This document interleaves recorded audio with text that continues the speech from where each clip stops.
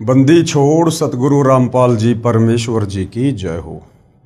परमपिता परमात्मा सारी सृष्टि के रचनहार कुल मालिक असंख्य ब्रह्मांडों के स्वामी जगत गुरु तीनों लोकों में प्रवेश करके सबका धारण पोषण करने वाले राजाधीराज आत्माधार नाथों के नाथ देवों के देव महादेव सर्वेश्वर महेश्वर मृत्युंजय अजरो अमर आदि अनादि सनातनी प्रभु जगत पिता जगदीश्वर श्री श्री 1008 की उपाधि के वास्तविक अधिकारी अकाल मूर्त सौद स्वरूपी राम वासुदेव सर्वगतम ब्रह्म परम पूज्य प्रथम पूज्य परम पुरुष परम धनी परम दयालु सत्य कबीर हक्का कबीर अल्लाहु अकबर बाखबर अल्लाह ताला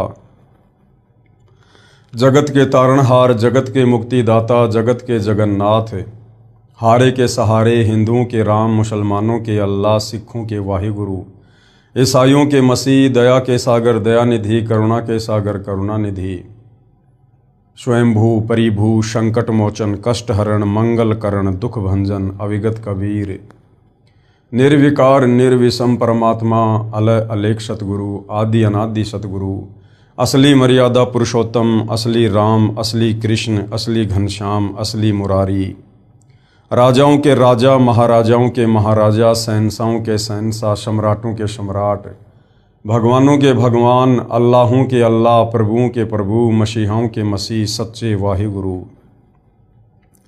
बाबाओं के बाबा पीरों के पीर सेठों के सेठ जगत सेठ सावड़सा सेठ सर्वगुण संपन्न अनंत कोटि कलाओं के स्वामी अनंत कोटि ब्रह्मांडों के नायक योगियों में महायोगी ध्यानियों में महाध्यानी सिद्धों में परम सिद्ध ज्ञानियों में तत्व ज्ञानी ब्रह्म ज्ञानी महाज्ञानी परम ज्ञानी सर्वश्रेष्ठ ज्ञानी विज्ञानी युवा कबीर समर्थ कबीर असमवात अमित ओजा सच्चे रहनुमा करीम अल्लाह सुभान अल्लाह दुनिया के अंतिम पैगंबर 8 सितंबर 1951 से गांव धनाना जिला सोनीपत हरियाणा भारतवर्ष की पावन भूमि पे प्रकट रियल कल्कि भगवान श्री नारायण साकार हरि श्री बाबा साहिब नूर अनंत परमात्मा सच्चे दरवेश सच्चे बाखबर संत श्रोमणी सतगुरु रामपाल जी परमेश्वर जी के चरण कमल में आप और हम सभी भाई बहनों का अनंत कोटि दंडवत प्रणाम।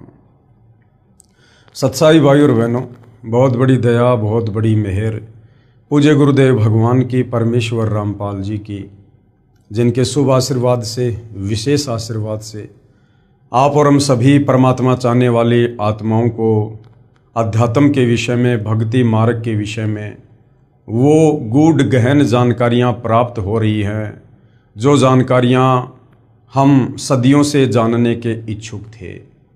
यानी परमात्मा कौन है, कैसा है, कहाँ है, वो साकार है या वास्तव में निराकार है, उसकी प्राप्ति का मार्ग क्या है।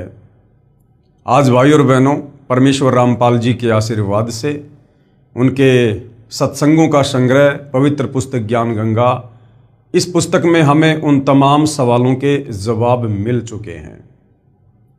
तो भाई और बहनों, ये पवित्र पुस्तक ज्ञान गंगा ये सर्व धर्मों के सर्व धर्मशास्त्रों के ज्ञान से प्रमाणित है और इस पवित्र पुस्तक ज्ञान गंगा को पढ़ने के बाद ही हम वास्तव में भक्ति मार्ग के विषय में, अध्यात्म के विषय में, आत्म और परमात्म ज्ञान के विषय में जान सकते हैं, समझ सकते हैं। दूसरा कोई विकल्प, कोई तरीका धरती पर नहीं है, क्योंकि हमारे नादान ज्ञानहीन धर्मगुरु ये संस्कृत भाषा के ज्ञाता अवश्य थे, परंतु इनको तत्व ज्ञान नहीं था और तत्व ज्ञान के अभाव में किसी भी धर्म के किसी भी सदग्रंथ को नहीं समझा जा सकता, क्योंकि अपने द्वारा रची गई सृष्टि का ज्ञान परमात्मा स्वयं ही धरती पर तत्वदर्शी संत बनकर समझाता है। इसलिए इस पृथ्वी 21 ब्रह्मांड का कोई भी प्राणी, चाहे ब्रह्मा विष्णु महेश ही क्यों ना हो, जब गीता का ज्ञान देने वाला काल ब्रह्म खुद गीता जी में कह रहा है कि अर्जुन, यहाँ विचार काल में तेरे को गीता का ज्ञान देते समय मुझे भी इस कंप्लीट सृष्टि रचना का ज्ञान नहीं है, इसका आदि और अनादि मुझे भी नहीं पता है। तो भाई और बहनों, जब स्वयं 21 ब्रह्मांड का स्वामी काल निरंजन अपने आप को तत्व ज्ञान समझाने के विषय में असमर्थ जाहिर कर रहा है, तो बाकी ब्रह्मा विष्णु महेश दुर्गा ये जितने भी आचार्य, शंकराचार्य, देवी देवता, ये सब उसके अधीन है, उसके नीचे हैं। इसलिए भाइयों और बहनों, अपने द्वारा रची गई सृष्टि का ज्ञान, सर्व ब्रह्मांडों का ज्ञान जो है, कबीर परमेश्वर सतलोक से चलकर स्वयं ही इस पृथ्वी पर प्रकट होकर हमें समझाते हैं, बताते हैं। और निसंदेह आज वही कबीर परमेश्वर सतगुरु रामपाल जी के रूप में धरती पर प्रकट हैं और सन 1994 से अपने द्वारा रची गई सृष्टि का ज्ञान हमें करवा रहे हैं। और भाइयों और बहनों, इस ज्ञान को अच्छे से समझे बिना, हृदय में समाये बिना हम भक्ति मार्ग पर दृढ़ होकर एक नेक और सच्चे भगत नहीं बन सकते हैं। हम शतलोक जानने योग्य भगत नहीं बन सकते हैं। तो उसके लिए सृष्टि रचना को जानना, पढ़ना, समझना बहुत ज़रूरी है। इस पवित्र पुस्तक ज्ञान गंगा पर आज हमारा ये 31वें नंबर का वीडियो है। और इस पुस्तक में भी पहले सृष्टि रचना को हम अच्छे से पढ़ चुके हैं, जान चुके हैं। यदि आप अभी अभी ये वीडियो देखना शुरू किए हैं तो आप जी से प्रार्थना है कि ज्ञान गंगा पुस्तक के ऊपर बन चुके तमाम वीडियो अवश्य देखिए। अन्यथा आप जी इस पवित्र पुस्तक में जो तत्व ज्ञान, जो अमर ज्ञान, जो अमृत ज्ञान सतगुरु रामपाल जी ने डाला है, आप इसे नहीं समझ पाएंगे। तो भाइयों और बहनों, आज इसी पवित्र पुस्तक ज्ञान गंगा में हमारा जो टॉपिक है वो है आखिर स्वर्ग क्या है, स्वर्ग की परिभाषा। क्योंकि हमारे नादान धर्म गुरु तो आज तक हमारे को बता नहीं पाए। इन्होंने तो केवल स्वर्ग को ही फाइनल कर दिया कि मरने के बाद में जो स्वर्ग चला गया उसकी मुक्ति हो गई, उसका मोक्ष हो गया। और मरने के बाद कोई स्वर्ग जाएगा नहीं जाएगा इसकी कोई गारंटी नहीं है। क्योंकि भक्ति हम सदियों से शास्त्र विरुद्ध करते आए हैं, वेदों के विरुद्ध करते आए हैं। पवित्र गीता और चारों वेद हमें जिस मंत्र का जाप करने का निर्देश दे रहे हैं वो मंत्र हमारे धर्म गुरुओं ने हमें नहीं दिया, और ना उस मंत्र के दान करने का ये हमारे धर्म गुरु अधिकारी थे। जिस कारण से हम स्वर्ग तक की यात्रा भी बड़ी मुश्किल से कर पाए हैं। तो वास्तव में स्वर्ग क्या है? क्या स्वर्ग अध्यात्म की लास्ट उपलब्धि है? भाइयों और बहनों, जिस स्वर्ग को लेकर हमारे धर्म गुरु हमें कहा करते थे या वर्तमान में भी कह रहे हैं, वो स्वर्ग तो भक्ति मार्ग की बहुत ही छोटी इकाई है। इससे ऊपर तो करोड़ों स्वर्ग हैं, करोड़ों स्वर्ग। और वास्तव में स्वर्ग क्या है? वास्तव में स्वर्ग सतलोक है, सचखंड है, जहां जाने के बाद फिर वापस लौटकर जन्म और मरण में नहीं आना। 184 योनियों में गधे, कुत्ते, सूअर के शरीर धारण करके कष्ट नहीं उठाना। जिस स्वर्ग में जाने के बाद फिर कभी नरक में नहीं जाना। और जो ये 21 ब्रह्मांड ज्योति निरंजन के अंतर्गत जो स्वर्ग है, जिसको बैकुंठ कहते हैं, जिसके विषय में हमारे नादान धर्मगुरु हमें बताते हैं, इस स्वर्ग में जाने के बाद तो हमें वापस नरक में भी जाना पड़ेगा, 184 योनियों में भी जाना पड़ेगा। फिर से जन्म और मरण का चक्कर ज्यों का त्यों बना रहेगा। तो भाई और बहनों, हम समझते हैं कि वास्तव में स्वर्ग है क्या, जिस स्वर्ग के विषय में आप और हमें सुना सुना के हमारे कान पका दिए धर्म गुरुओं ने। यदि घर में किसी की मृत्यु हो जाए तो पीछे से परिवार के सदस्य उस फोटो के नीचे लिखवा दिया करते हैं कि फला फला का स्वर्गवास दिनांक इतने को हो गया। भले ही वो नरक में गया है शास्त्र विरुद्ध साधना करके, वो पितर बन गया, भूत बन गया, लेकिन पीछे से उसकी तस्वीर पर लिखा दिया स्वर्गवासी। तो भाइयों और बहनों, ये वास्तव में स्वर्ग क्या है? जब तक हम इसकी जड़ तक नहीं पहुंचेंगे हमारी आस्था इससे नहीं हटेगी। और हमने इस स्वर्ग में नहीं जाना है, हमने तो वास्तविक स्वर्ग, वास्तविक बैकुंठ, सतलोक, सचखंड में जाना है। पवित्र पुस्तक ज्ञान गंगा स्वर्ग की परिभाषा। उदाहरणार्थ, स्वर्ग को एक होटल यानी रेस्टोरेंट समझो। जैसे कोई धनी व्यक्ति गर्मियों के मौसम में शिमला या कुल्लू मनाली जैसे शहरों में ठंडे स्थानों पर जाता है, वहाँ किसी होटल में ठहरता है जिसमें कमरे का किराया तथा खाने का खर्चा अदा करना होता है। 2 या 3 महीने में 20 या 30 हजार रुपये खर्च करके वापस अपने कर्म क्षेत्र में आना होता है। फिर 10 महीने मजदूरी मेहनत करो, फिर 2 महीने अपनी ही कमाई खर्च कर वापस आओ। यदि किसी वर्ष कमाई अच्छी नहीं हुई तो उस 2 महीने के सुख को भी तरसो। ठीक इसी प्रकार भाइयों और बहनों, ये स्वर्ग है 21 ब्रह्मांड का एक बहुत ही निम्न श्रेणी का होटल है। जैसे होटल होते हैं ना 3 स्टार, 5 स्टार, 7 स्टार, तो ये जो स्वर्ग है, बैकुंठ है, ये केवल 3 स्टार होटल है। इससे ऊपर तो 21 ब्रह्मांड में महास्वर्ग, उसको समझो 5 स्टार होटल। उसके बाद इस काल का जो ब्रह्मलोक है उसको समझो 7 स्टार होटल।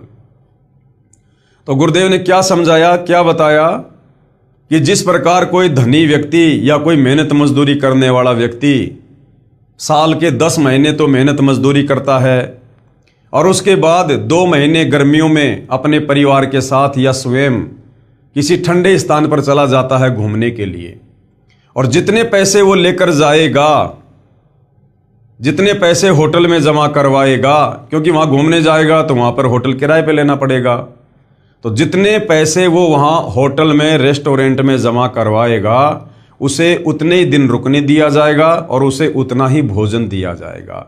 जिस दिन उसके द्वारा जमा करवाए गए पैसे खत्म, उस दिन उसको नोटिस मिल जाएगा कि भैया या तो पैसे और जमा कराओ, अन्यथा अपना सामान उठाओ और होटल को खाली करो।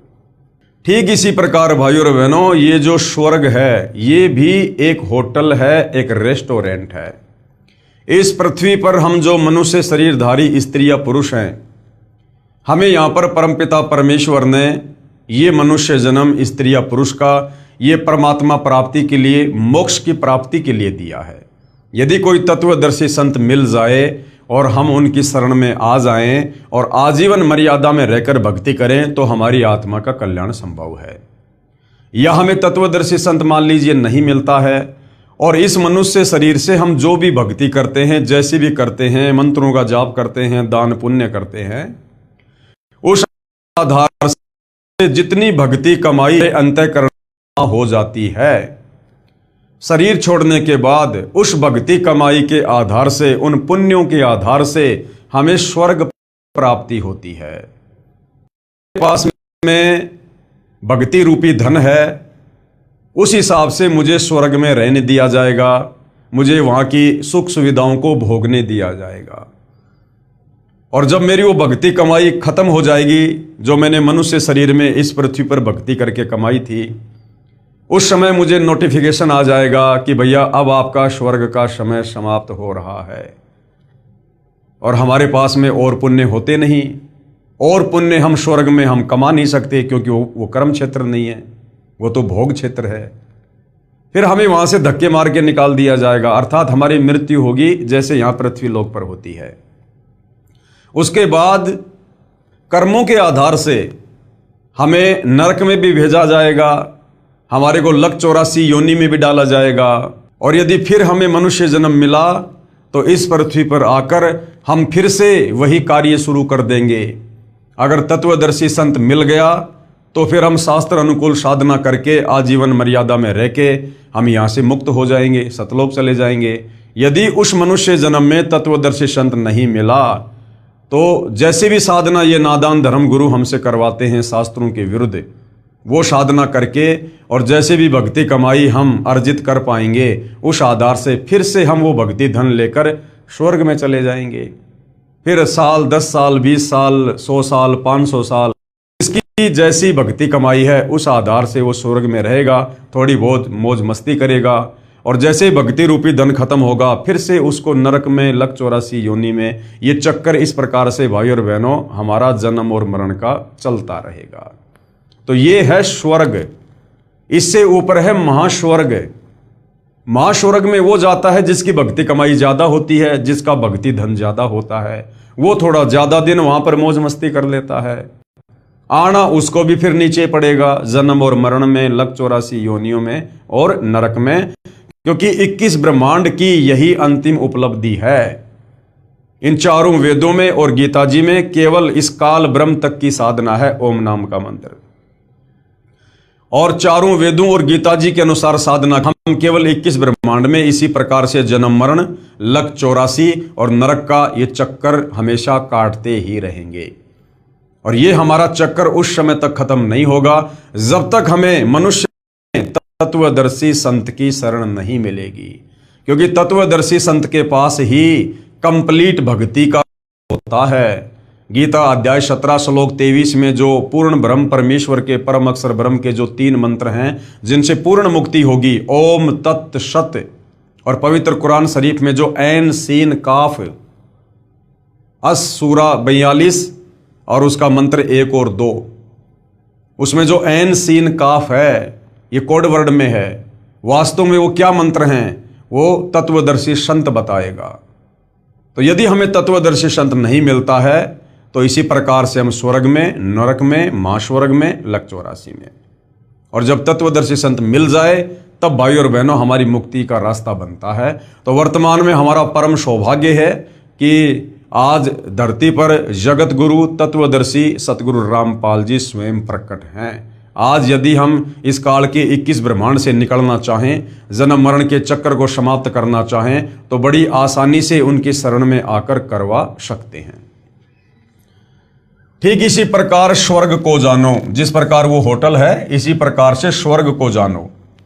इस पृथ्वी लोक पर साधना यानी भक्ति करके कुछ समय स्वर्ग रूपी होटल में चला जाता है जीव, फिर अपनी जो पुण्य कमाई है खर्च करके वापस नरक तथा 84 लाख प्राणियों के शरीर में कष्ट पाप कर्म के आधार पर भोगना पड़ता है। जब तक तत्वदर्शी संत नहीं मिलेगा तब तक उपरोक्त जन्म मृत्यु तथा स्वर्ग नरक व 84 लाख योनियों का कष्ट बना ही रहेगा। क्योंकि गीता ज्ञानदाता काल ब्रह्म गीता अध्याय 4 श्लोक नंबर 34 में खुद कह रहा है कि अर्जुन, अगर तुझे परम सुख चाहिए, परम शांति चाहिए, सनातन परम धाम को प्राप्त करना है, जहां जाने के बाद साधक लौटकर वापस मेरे इस 21 ब्रह्मांड में जन्म मरण में नहीं आता, उसके लिए तू किसी तत्वदर्शी संत की खोज कर। वो तत्वदर्शी संत ही तुझे परमात्म ज्ञान बताएगा, तुझे मुक्ति का मार्ग बताएगा। अर्थात गीता ज्ञान देने वाले काल ब्रह्म के पास भी वो कंप्लीट मुक्ति का मार्ग नहीं है, क्योंकि केवल पूर्ण परमात्मा का शतनाम तथा सारनाम ही पापों का नाश करता है। अन्य प्रभुओं की पूजा से, जैसे ब्रह्मा विष्णु महेश दुर्गा या काल ब्रह्म की पूजा से पाप नष्ट नहीं होते। सर्व कर्मों का ज्यों का त्यों यथावत फल ही मिलता है। अगर पुण्य है तो स्वर्ग मिल जाएगा और फिर पाप के आधार से नरक भी भोगना पड़ेगा। इसलिए गीता अध्याय 8 श्लोक 16 में कहा है कि ब्रह्मलोक यानी महास्वर्ग तक स्वर्गलोक नाशवान है। जब स्वर्ग महास्वर्ग ही नहीं रहेंगे तब भगत का कहां ठिकाना होगा, कृपया विचार करो। गीता अध्याय 8 श्लोक 16 में गीता का ज्ञान देने वाला काल ब्रह्म कह रहा है कि अर्जुन, मेरी जो साधना का मंत्र है वो ओम है, गीता अध्याय 8 श्लोक नंबर 13 में। और मेरी ओम नाम की साधना 21 ब्रह्मांड की सर्वश्रेष्ठ साधना है। इस ओम नाम की कमाई से मृत्यु उपरांत साधक कहां जाता है, महास्वर्ग में। और अध्याय 8 श्लोक नंबर 16 में कह रहा है कि ब्रह्मलोक पर्यंत सर्वलोक पुनरावर्ती में है, कि महास्वर्ग में गया हुआ प्राणी भी वापस जन्म और मरण में है। और एक समय ऐसा आता है ये 21 ब्रह्मांड भी नष्ट होते हैं, स्वर्ग महास्वर्ग सब ये परले में आते हैं। तो बताओ फिर वो भगत कहां जाएगा, वो साधक कहां जाएगा फिर। अर्थात गीता और वेदों के अनुसार साधना करने वाला व्यक्ति कभी भी इस काल के जाल से मुक्त नहीं होता। इसलिए कबीर परमात्मा स्वयं तत्वदर्शी संत का रूप धारण करके आते हैं और हमें इन 4 वेदों से ऊपर 5वें वेद सूक्ष्म वेद से हमें यथार्थ भक्ति बताते हैं, क्योंकि 4 वेदों में मुक्ति का मार्ग नहीं है। तो आज भाई और बहनों वो कंप्लीट सूक्ष्म ज्ञान, कंप्लीट 5वें वेद सूक्ष्म वेद का ज्ञान केवल धरती पर सतगुरु रामपाल जी के पास ही है, अन्य किसी आचार्य शंकराचार्य जी के पास में नहीं है। प्रश्न किया किसी ने, क्या गीता जी का नित्य पाठ करने का कोई लाभ नहीं है? जो दान करते हैं, जैसे कुत्ते को रोटी, भूखे को भोजन, चींटियों को आटा, तीर्थों पर भंडारा आदि करते हैं, क्या यह भी व्यर्थ है? तो गुरुदेव भगवान ने क्या जवाब दिया? उत्तर, धार्मिक सदग्रंथों के पठन पाठन से ज्ञान यज्ञ का फल मिलता है। आप गीता पढ़ोगे, रामायण पढ़ोगे, महाभारत पढ़ोगे, आपको केवल ज्ञान होगा केवल ज्ञान यज्ञ का फल मिलेगा, जो बहुत ही कम है। आपको केवल जानकारी होगी, उससे आपका समाधान नहीं होगा, आपको कोई लाभ नहीं मिलेगा, उससे केवल जानकारी होगी। तो धार्मिक सदग्रंथों के पठन पाठन से ज्ञान यज्ञ का फल मिलता है। यज्ञ का फल कुछ समय स्वर्ग या जिस मकसद से किया उसका फल मिल जाता है, परंतु मोक्ष नहीं मिलेगा। नित्य पाठ करने का मुख्य कारण यह होता है कि सदग्रंथों में जो साधना करने का निर्देश है तथा जो न करने का निर्देश है, उसकी याद ताजा रहे कि भगवान हमें क्या बता रहे हैं, हमें प्रतिदिन किस प्रकार से इस संसार में रहना है, क्या क्या हमने करना है, क्या क्या नेक नीति और सदाचार अपनाना है। हमें सदग्रंथों के पठन पाठन से हमें केवल इस बात का ज्ञान होता है, हमारी याद जो है वो ताजा बनी रहती है। कभी कोई गलती ना हो जाए जिससे हम वास्तविक मकसद त्याग कर, गफलत करके, शास्त्र विधि त्याग कर मनमाना आचरण यानी पूजा ना करने लग जाएं, तथा मनुष्य जीवन के मुख्य उद्देश्य की याद बनी रहे कि मनुष्य जीवन का मूल उद्देश्य आत्म कल्याण ही है, जो शास्त्र अनुकूल साधना से ही संभव है। तो शास्त्रों के पठन पाठन से केवल हमें इतना ही लाभ है कि हमें ज्ञान होगा और ज्ञान यज्ञ का फल मिलेगा। जैसे एक जमींदार को बुढ़ापे में पुत्र की प्राप्ति हुई, किसान ने सोचा जब तक बच्चा जवान होगा, अपने खेती बाड़ी के कार्य को संभालने योग्य होगा, कहीं मेरी मृत्यु ना हो जाए।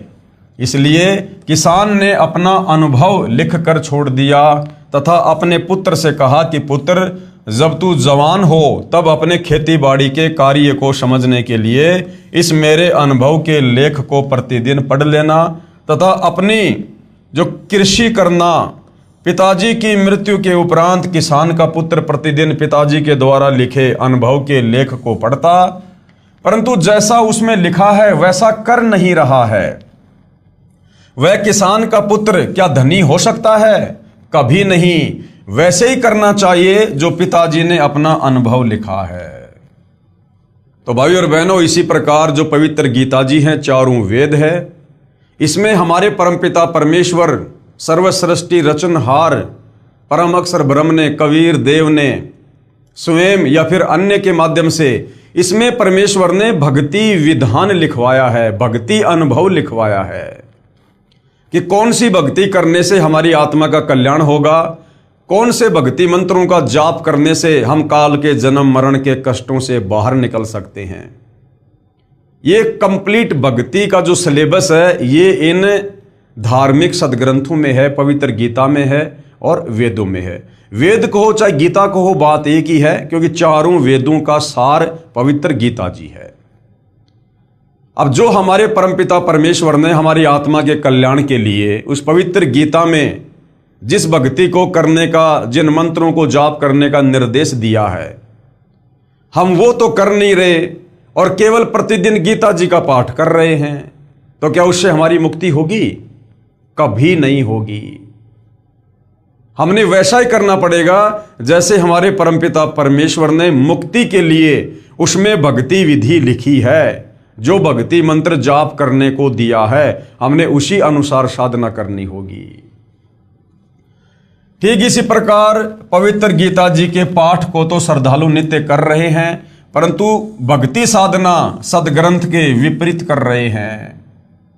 इसलिए गीता अध्याय 16 श्लोक 23-24 के अनुसार व्यर्थ साधना है। अब चारों वेदों में और गीता जी में केवल एक ओम मंत्र के जाप का निर्देश है, केवल एक ओम मंत्र जो सीधा सीधा लिखा हुआ है। गीता अध्याय 8 श्लोक नंबर 13, गीता ज्ञानदाता काल ब्रह्म अपनी साधना का मंत्र बता रहा है कि ओम इति एक अक्षर, कि मुझ काल की साधना का तो केवल एक ओम अक्षर है बस। ब्रह्म व्यवहारण माम अनुस्मरण ये परियाति तजन देहम सयाति परमाम गतम, कि भाई अर्जुन, मुझ काल की साधना का तो केवल ये कि ओम मंत्र है, जो इसका बोल बोल कर उच्चारण करके अंतिम श्वास तक जाप करेगा वो मेरे ब्रह्मलोक में आ जाएगा। तो ओम नाम की साधना करने वाला ये कहां जाएगा? महास्वर्ग में जाएगा, ब्रह्मलोक में जाएगा, फिर वापस जन्म मरण में रहेगा। फिर गीता अध्याय 17 श्लोक नंबर 23 में कहा है कि अर्जुन, उस पूर्ण परमेश्वर का जो मंत्र है उसका मंत्र है ओम तत् सत इति निर्देशय ब्रह्मण त्रिविध समर्थय,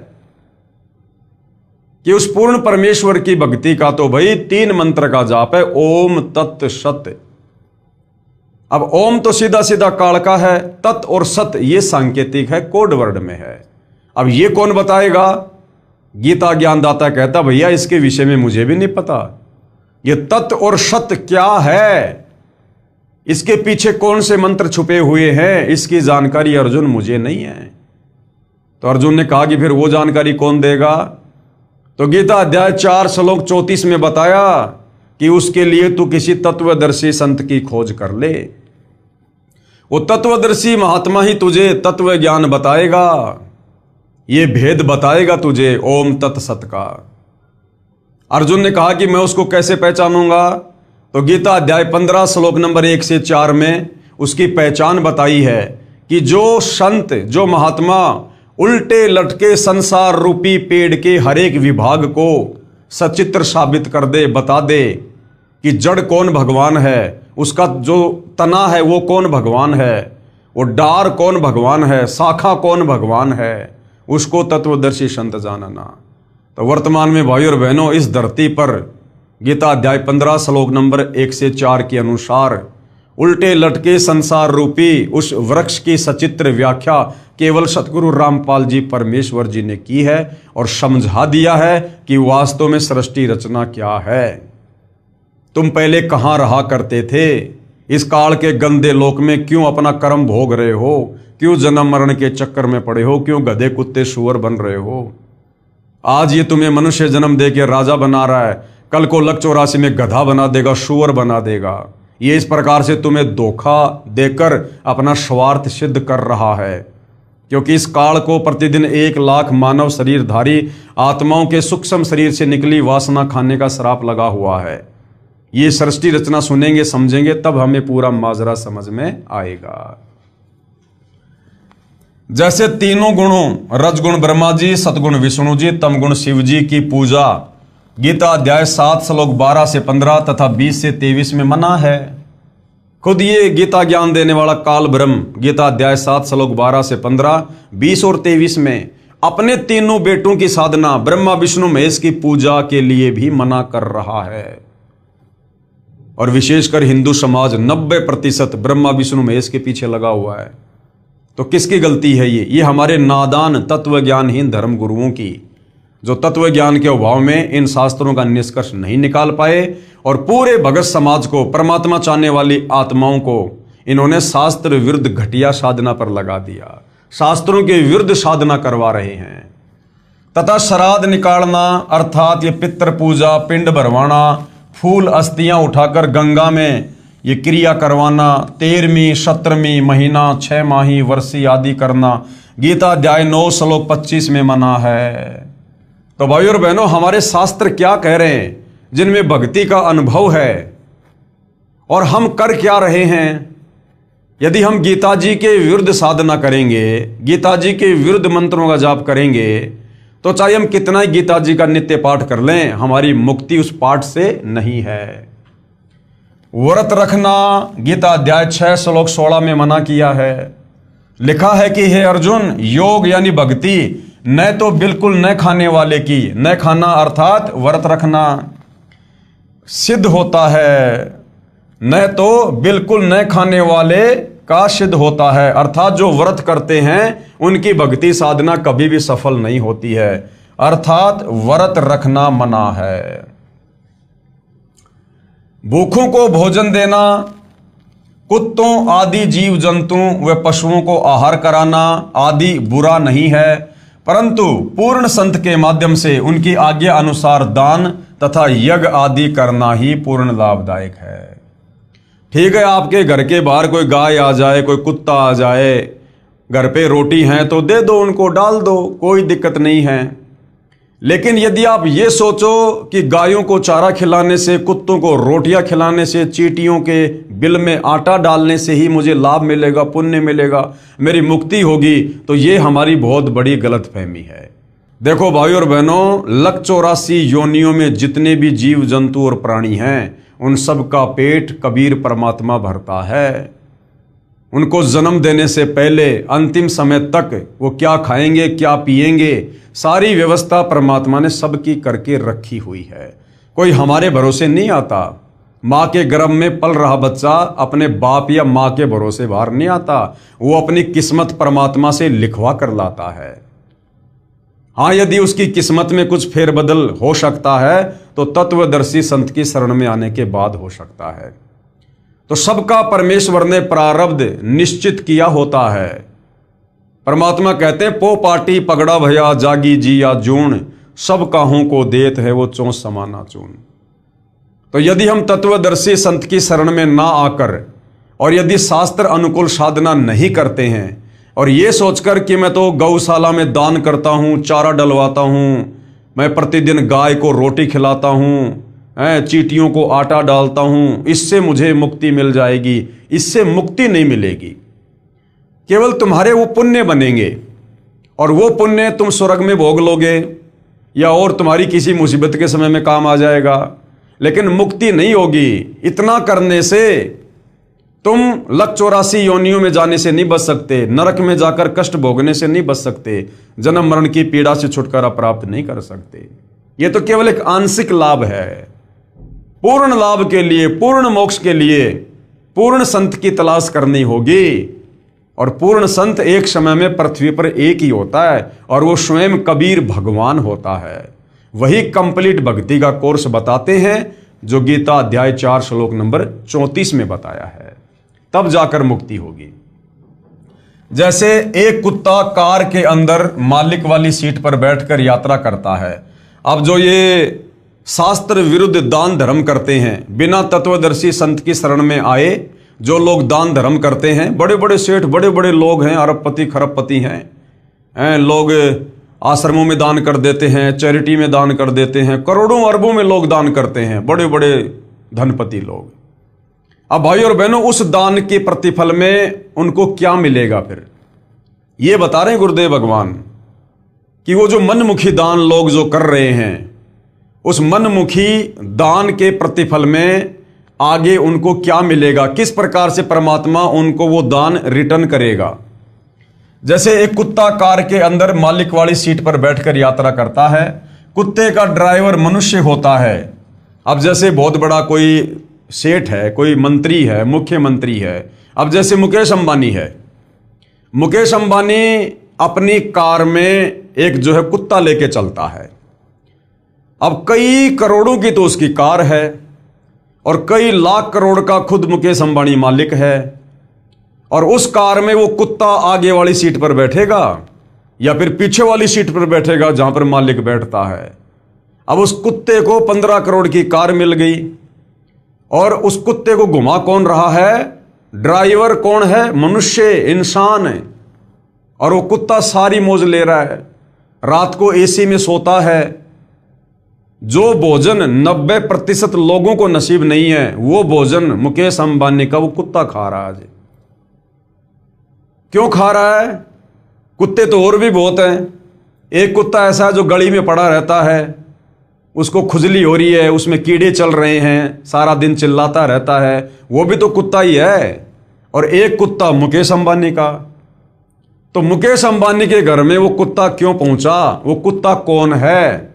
उस कुत्ते ने ऐसे कौन से वो कर्म किए थे मनुष्य जन्म में जो आज वो मुकेश अंबानी के घर में कुत्ता बन के सारी मौज ले रहा है? तो गुरुदेव क्या कह रहे हैं? जैसे एक कुत्ता कार के अंदर मालिक वाली सीट पर बैठकर यात्रा करता है, कुत्ते का ड्राइवर मनुष्य होता है। उस पशु को आम मनुष्य से भी अधिक सुविधाएं प्राप्त होती हैं। अलग से कमरा, पंखा तथा कूलर लगा होता है, आदि आदि। अब कौन है वो कुत्ता भाई और बहनों जो इतनी सुविधा ले रहा है? जब वह नादान प्राणी मनुष्य शरीर में था, जब उस कुत्ते वाली आत्मा मनुष्य के शरीर में था, स्त्री या पुरुष, उसने दान भी किया, लाखों का किया, करोड़ों का किया, भंडारे किए। जैसे आप जी मेहंदीपुर बालाजी जाओगे, इधर खाटू श्याम वाले जो है आप अपने इष्ट के वहाँ जाओगे, या जो तिरुपति बालाजी है, जगन्नाथ है, जितने भी बड़े बड़े धाम हैं, तीर्थ हैं, यहाँ आप देखते हो बड़े बड़े लोग, पैसे वाले, करोड़ों में दान करते हैं, भंडारे लगाते हैं बड़े बड़े। तो कौन प्राणी है? जब वह नादान प्राणी मनुष्य शरीर में था, दान भी किया, परंतु मनमाना आचरण पूजा के माध्यम से किया। तत्वदर्शी संत की शरण में आके नहीं किया, मनमाने तरीके से किया, जो शास्त्र विधि के विपरीत होने के कारण लाभदायक नहीं हुआ। प्रभु का विधान है कि जैसा भी कर्म प्राणी करेगा उसका फल अवश्य मिलेगा। यह विधान तब तक लागू है जब तक तत्वदर्शी संत पूर्ण परमात्मा का मार्गदर्शक नहीं मिलता।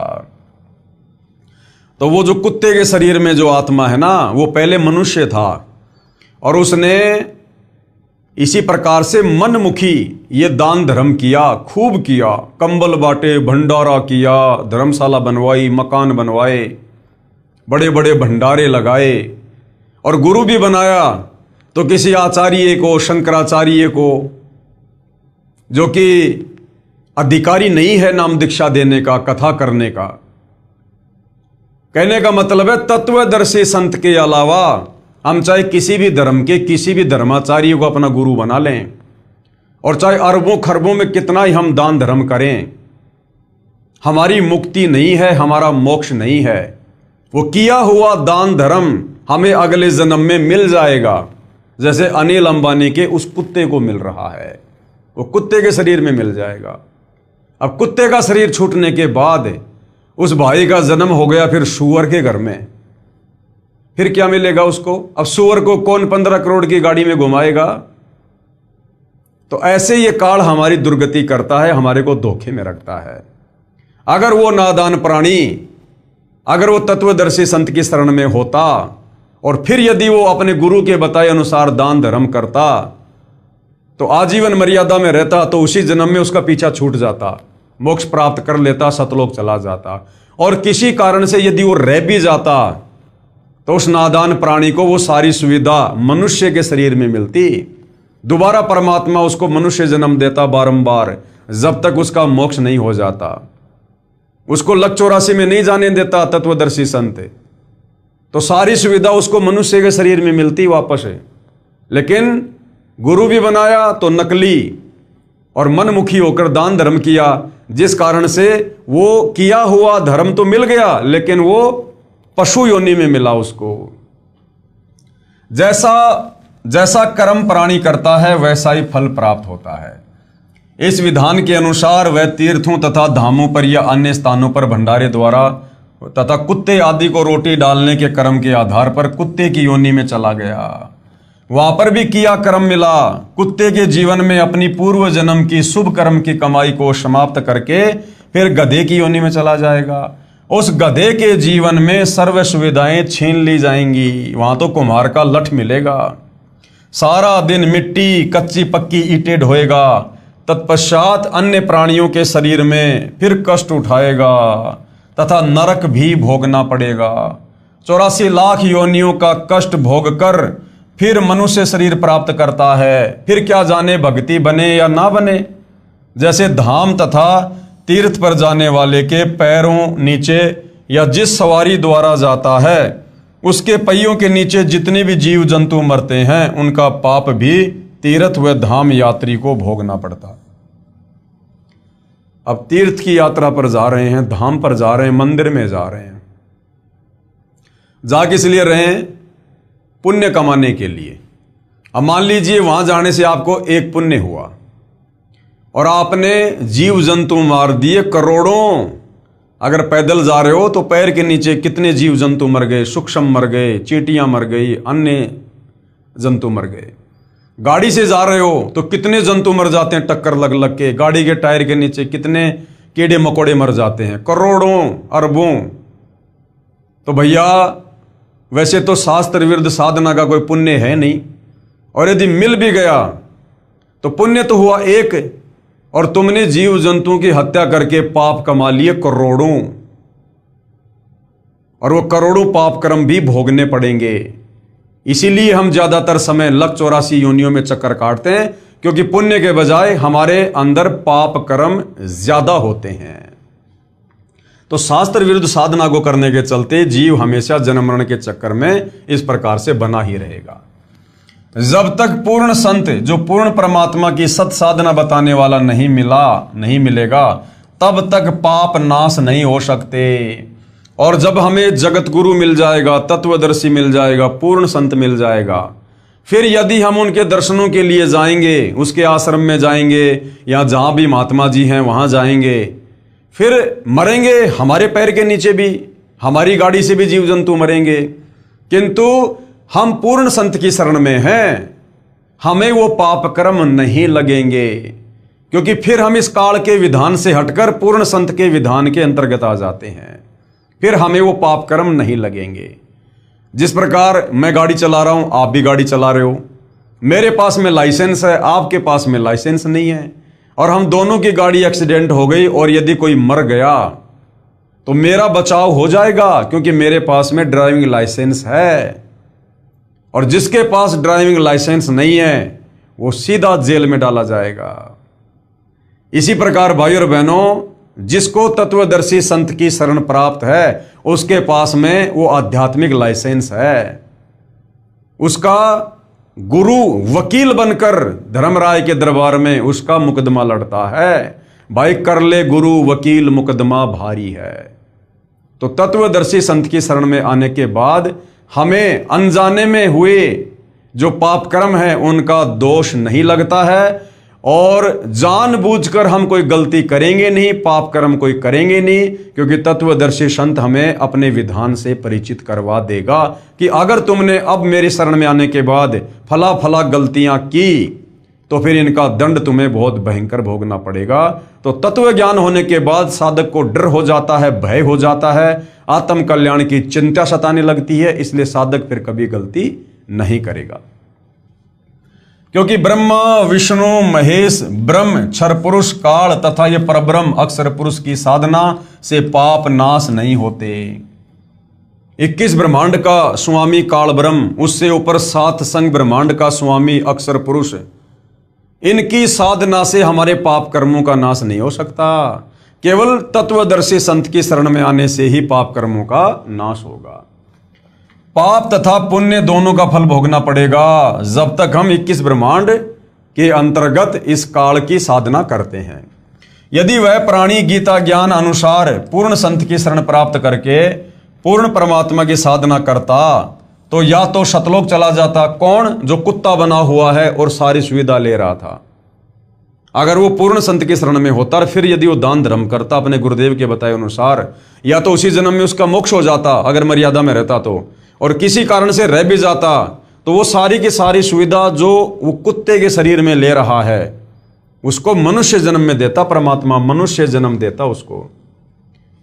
यदि वह प्राणी गीता ज्ञान अनुसार पूर्ण संत की शरण प्राप्त करके पूर्ण परमात्मा की साधना करता तो या तो सतलोक चला जाता या दोबारा मनुष्य शरीर प्राप्त करता, और पूर्व पुण्यों के आधार से फिर कोई संत मिल जाता और मनुष्य जन्म मिलता तो सुविधा तो मिलती और मनुष्य जन्म में फिर उसे परमात्मा संत रूप में मिल जाते, फिर उसकी भक्ति कमाई जो अधूरी रह गई थी पूरी करवा के उसे सतलोक ले जाते।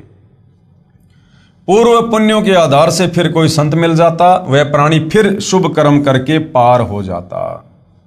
इसलिए उपरोक्त मनमाना आचरण लाभदायक नहीं है। इसलिए गीता जी अध्याय 16 श्लोक नंबर 23 के अनुसार जो लोग शास्त्र विधि को त्याग के मनमाना आचरण मनमानी पूजा साधना करते हैं उससे कोई लाभ नहीं है।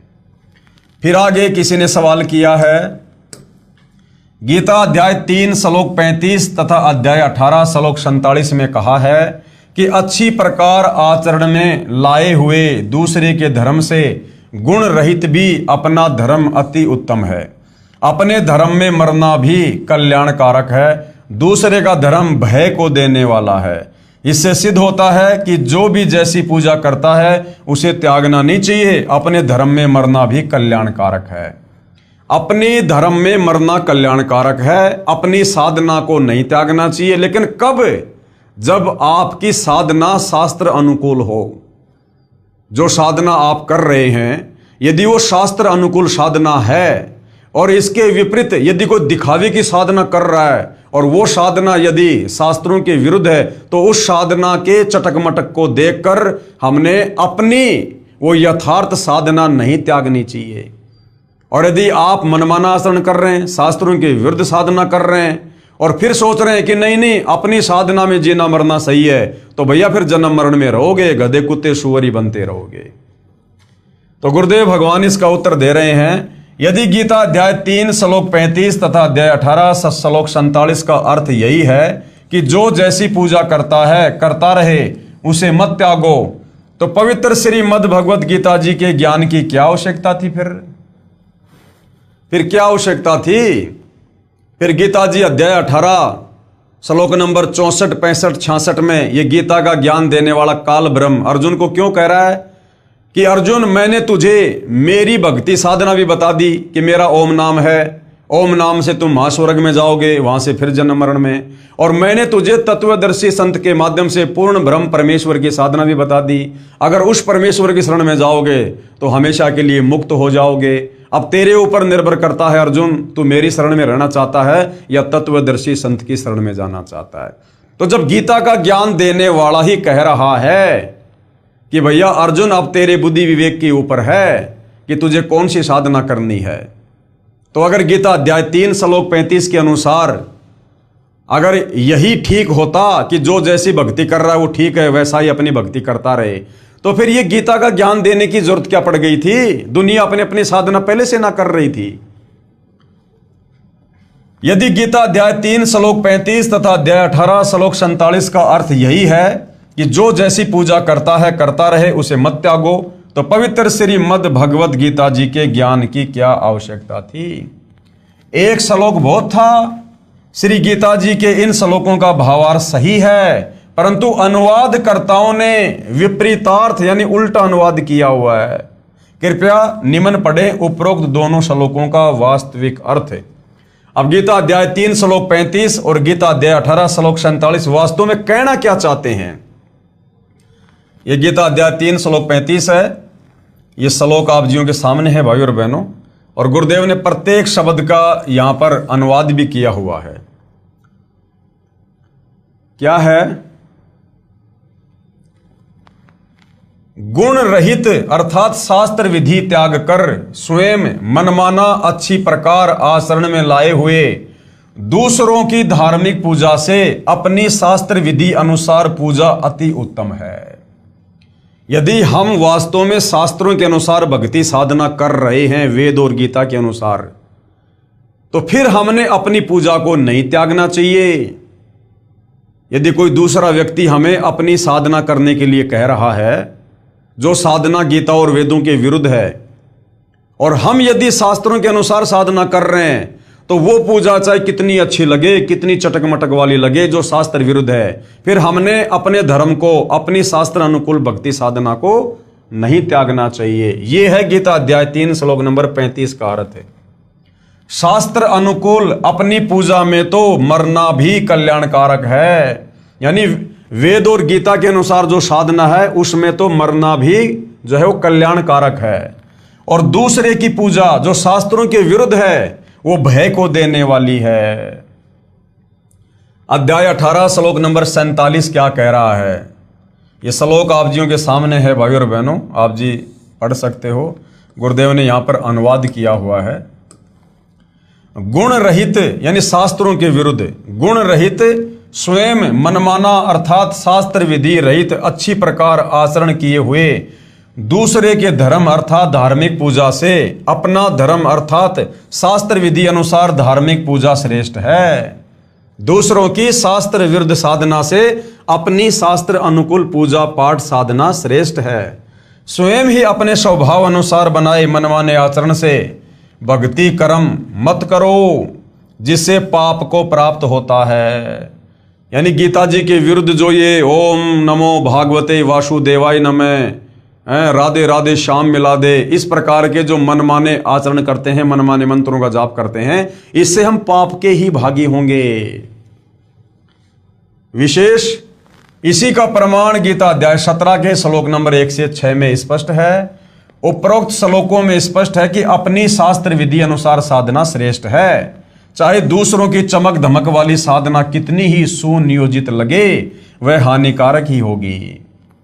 जैसे जगत वाले साधना करते हैं, कावड़ लेके आएंगे, नंगे पैरों जाएंगे, डीजे बजाते हुए जाएंगे, डांस करते हुए जाएंगे, अब वो देखने में तो बड़ी जबरदस्त साधना लगती है, मन को बड़ा आनंद आता है, नाचने का जी करता है।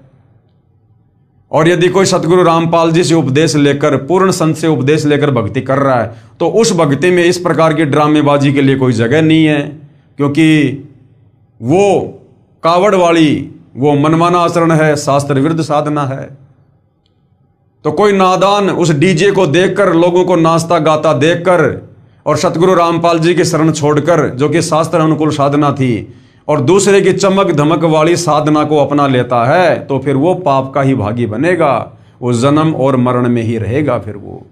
तो अपनी साधना जो शास्त्र अनुकूल है वो सर्वश्रेष्ठ है। दूसरों की चमक धमक वाली भक्ति क्रिया को देखकर भगत ने भ्रमित नहीं होना चाहिए। जैसे माता का जागरण करने वाले बहुत सुरीली आवाज में गाना गाकर माता की स्तुति मन गढ़ंत कविताओं द्वारा पूरे साजबाज के साथ करते हैं, उस स्वयं निर्मित शास्त्र विधि रहित साधना पर आकर्षित होकर अपनी शास्त्र अनुकूल साधना नहीं त्यागनी चाहिए। जैसे कोई भगत सत साधना पर लगता है तो वह पहले की शास्त्र विरुद्ध पूजाओं को त्याग देता है, जैसे पितृ पूजा, मंदिर आदि में जाना आदि। तब अन्य शास्त्र विधि विरुद्ध साधना करने वाले कहते हैं कि आपने सभी पहले वाली पूजाएं त्याग दी हैं, आपसे सारे देव रुष्ट हो जाएंगे। एक व्यक्ति ने ऐसा ही किया था, उसका इकलौता बेटा मर गया। इस तरह ये दूसरों की शास्त्र विरुद्ध साधना भय पैदा करती है, परंतु अपनी शास्त्र अनुकूल साधना को अंतिम श्वास तक करते रहना ही कल्याणकारक है। फिर किसी ने सवाल किया, प्रश्न, मैं गीता अध्याय 6 श्लोक 10 से 15 में वर्णित विधि अनुसार एक आसन पर बैठकर सिर आदि अंगों को सम करके ध्यान करता हूं, एकादशी का व्रत भी रखता हूं, इस प्रकार शांति को प्राप्त हो जाऊंगा। तो गुरुदेव भगवान क्या बता रहे हैं? उत्तर, कृपया आप गीता अध्याय 6 श्लोक 16 को भी पढ़ो, जिसमें लिखा है कि हे अर्जुन, ये योग यानी साधना न तो अधिक खाने वाले का, न बिल्कुल न खाने वाले का। अधिक खाना यानी मतलब बहुत ज़्यादा भोजन करता है जिससे आलस्य बन जाता है, पेट फूल जाता है, डकारें आती हैं, तो उससे भी आदमी अपना भजन नहीं कर पाएगा। तो ये जो योग और साधना है, गीता में लिखा है कि न तो अधिक खाने वाले की सफल होती है, न बिल्कुल न खाने वाला, अर्थात जो लोग व्रत करते हैं, कुछ भी नहीं खाते, उनकी भक्ति भी कभी सफल नहीं होगी। न अधिक जागने वाले का, जो दिन रात जागते रहते हैं, माला फेरते रहते हैं, जैसे भी है, उनकी भी भक्ति साधना सफल नहीं होगी। और न अधिक सोने वाले की, और जो हमेशा आलस्य में रहता है, सोया पड़ा रहता है, उसकी भी भक्ति सफल नहीं होगी। न ही एक स्थान पर बैठकर साधना करने वाले की सिद्ध होती है। जो कह रहा है ना कि मैं तो आसन पर बैठकर साधना करता हूं, तो गीता जी कह रही है कि एक जगह बैठकर साधना करने वाले की भी भक्ति सिद्ध नहीं होती। गीता अध्याय 6 श्लोक 10 से 15 तक वर्णित विधि का खंडन गीता अध्याय 3 का श्लोक 5 से 9 में किया है कि जो मूर्ख व्यक्ति समस्त कर्म इंद्रियों को हठपूर्वक रोककर अर्थात एक स्थान पर बैठकर चिंतन करता है, वह पाखंडी कहलाता है। इसलिए कर्मयोगी यानी कार्य करते करते साधना करने वाला साधक ही श्रेष्ठ है। वास्तविक भक्ति विधि के लिए गीता ज्ञानदाता प्रभु ब्रह्म किसी तत्वदर्शी संत की खोज करने को कहता है।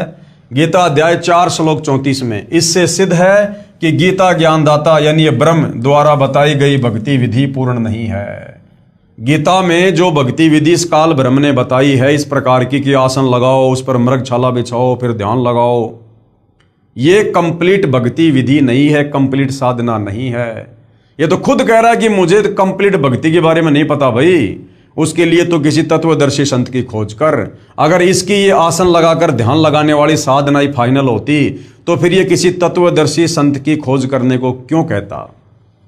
इसलिए गीता अध्याय 6 श्लोक 10 से 15 तक ब्रह्म यानी क्षर पुरुष काल द्वारा अपनी साधना का वर्णन है तथा अपनी साधना से होने वाली शांति को अति घटिया अनुतमाम गीता अध्याय 7 श्लोक 18 में कहा है कि मेरे ओम नाम की कमाई, मेरे द्वारा बताई गई भक्ति साधना भी घटिया है। यानी तुम ब्रह्मलोक में चले जाओगे, महास्वर्ग में चले जाओगे, लेकिन फिर वहां से जन्म और मरण में आओगे। उपरोक्त अध्याय 6 श्लोक 10 से 15 में कहा है कि मन और इंद्रियों को वश में रखने वाला साधक एक विशेष आसन तैयार करे, जो न अधिक ऊंचा हो न अधिक नीचा हो। उस आसन पर बैठकर चित्त तथा इंद्रियों को वश में रखकर मन को एकाग्र करके अभ्यास करे। सीधा बैठकर ब्रह्मचर्य का पालन करता हुआ मन को रोककर जो है वो प्राणायाम होए। इस प्रकार साधना में लगा साधक मुझ में रहने वाली निर्वाण परमाम अति बेजान अर्थात बिल्कुल मरी हुई नाम मात्र शांति को प्राप्त होता है। इसलिए गीता अध्याय 7 श्लोक 18 में अपनी साधना यानी भक्ति से होने वाली गति यानी लाभ को अति घटिया यानी अनुत्तमाम कहा है। इसी गीता अध्याय 18 श्लोक 62 तथा अध्याय 15 श्लोक 4 में कहा है कि हे अर्जुन, तू परम शांति तथा सतलोक को प्राप्त होगा, फिर पुनर्जन्म नहीं होता, पूर्ण मोक्ष प्राप्त हो जाता है। मैं गीता ज्ञानदाता प्रभु भी उसी आदि नारायण पुरुष परमेश्वर की शरण में हूं। इसलिए दृढ़ निश्चय करके उसी की साधना व पूजा करनी चाहिए। परम शांति के लिए, जन्म मरण से मुक्ति के लिए तो गीता ज्ञानदाता अपने से अन्य किसी और परमेश्वर की भक्ति करने की अर्जुन को सलाह दे रहा है। फिर उसकी खुद की भक्ति साधना से जो वो बता रहा है, आसन लगा के बैठ जाओ, ओम नाम का जाप करो, फिर उससे कैसे परम शांति होगी, उससे कैसे मुक्ति होगी। अपनी साधना के अटकल युक्त ज्ञान के आधार पर बताए मार्ग को अध्याय 6 श्लोक 47 में भी स्वयं युक्तम मतय अर्थात अज्ञान अंधकार वाले विचार कहा है कि अर्जुन, मैं जो मेरी भक्ति साधना बता रहा हूं ना, जो मेरे विचार हैं, ये भी तेरे को अंधकार में रखेंगे।